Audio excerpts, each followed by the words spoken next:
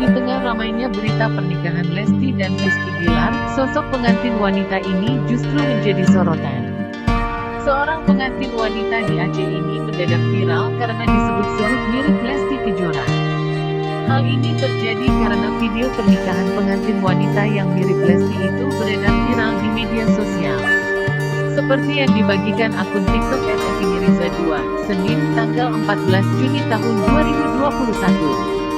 Sosok pengantin wanita menjadi sorotan karena wajahnya mirip Lesti. Dalam video TikTok itu dituliskan narasi pernikahan kembaran Lesti Kejora di Suku Salam, Aceh. Saat ia tersenyum, terlihat pengantin wanita itu juga memiliki gigi bingsu yang persis dimiliki Lesti. Tak ayal, senyuman sang pengantin wanita itu pun identik dengan senyuman manisnya Lesti. Kini video TikTok itu berhasil menarik perhatian warganet hingga sudah ditonton lebih dari 8 juta kali.